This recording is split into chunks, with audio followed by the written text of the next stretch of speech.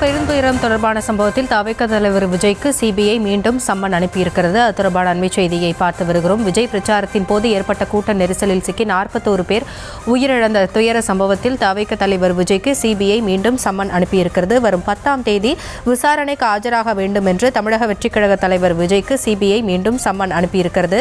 கரூர் கூட்ட நெரிசல் வழக்கு தொடர்பாக ஏற்கனவே 2 முறை விஜய் ஆஜரான நிலையில் மீண்டும் சம்மன் அனுப்பப்பட்டிருக்கிறது. விவரங்களோடு இணைக்கிறார் நம்முடைய செய்தியாளர் மதியழகன். மதி, முழு விவரங்கள்.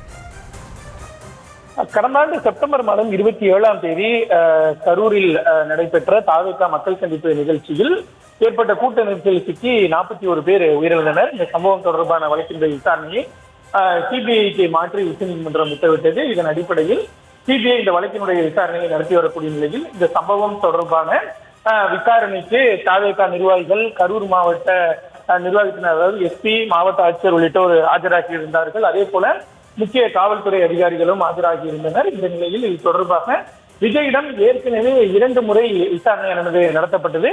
கடந்த ஜனவரி மாதம் விஜயிடம் 2 நாட்கள் டெல்லியில் இருக்கக்கூடிய சிபிஐ தலைமை அலுவலகத்தில் விசாரணையானது நடத்தப்பட்டது.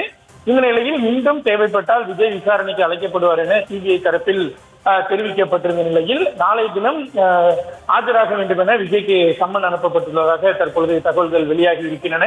3வது முறையாக விஜய்க்கு இந்த சம்மனானது வழங்கப்பட்டு இருக்கிறது. இந்த சம்மனை ஏற்றுக்கொண்டு விஜய் ஆஜராவாரா அல்லது வேறு நாளில் ஆஜராவதற்கு அவகாசம் எதுவும் கேட்பாரா என்ற ஒரு எழுந்திருக்கிறது. இந்த நிலையில்தான் நாளை விஜய் மீண்டும் விசாரணைக்கு ஆஜராக வேண்டும், அதாவது மார்ச் 10ஆம் தேதி விஜய் விசாரணைக்கு ஆஜராக வேண்டும் என்று சிபிஐ தற்பொழுது சம்மன் அனுப்பி இருக்கிறது. விஜய் இதனை ஏற்றுக்கொண்டு நாளை ஆஜராக வாய்ப்பு இருக்கிறது. அப்படி இல்லை என்றால் மாற்று தேதியில் ஆஜராவதற்கு வாய்ப்பு வழங்க வேண்டும் என்ற ஒரு கோரிக்கையும் வைக்கப்படும். அதனை சிபிஐ ஏற்றுக்கொள்ளும் பட்சத்தில் வேறொரு நாளில் அவர் ஆஜராகலாம். இல்லை என்றால் விஜயனுடைய கோரிக்கை நிராகரிக்கப்படும் பட்சத்தில் அவர் நாளைய தினமே ஆஜராக வேண்டிய ஒரு கட்டாயம் ஏற்படும்.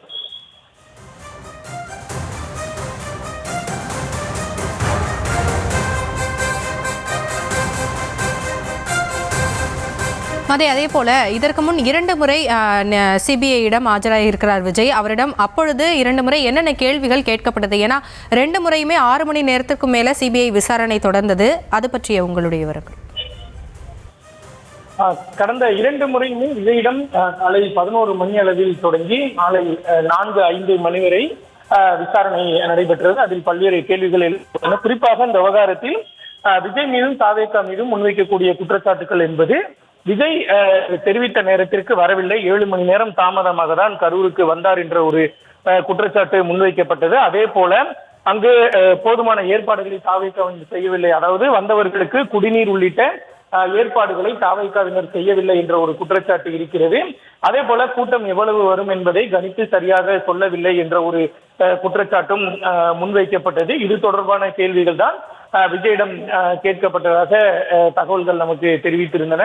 அதாவது இந்த குற்றச்சாட்டுகள் அனைத்துமே விஜய் மறுத்திருந்ததாகவும் காவல்துறை மற்றும் மாவட்ட நிர்வாகம் தான் முழுமையாக பாதுகாப்பு ஏற்பாடுகளை செய்யவில்லை, இதில் ஏதோ ஒரு சதி நடந்திருக்கிறது, அதனை சிபிஐ தான் கண்டுபிடித்து தர வேண்டும் என்று விஜய் சிபிஐ அதிகாரிகளிடம் கோரிக்கை வைத்ததாக தகவல்கள் எல்லாம் வெளியாகி இருந்தன. இந்த நிலையில் தான் தற்பொழுது மீண்டும் விசாரணைக்கு ஆஜராகுமாறு விஜய்க்கு சம்மன் அனுப்பப்பட்டு இருக்கிறது. இது போன்ற விவகாரத்தை பொறுத்தவரை இத்தனை முறைதான் விசாரணை நடத்தப்பட வேண்டும் என்பதெல்லாம் கணக்கு கிடையாது.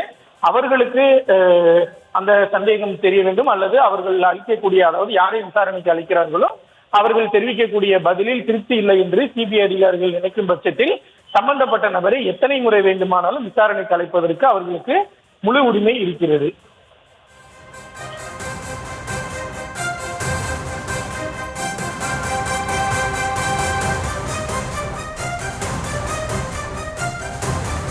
விவரங்களுக்கு நன்றி மதி.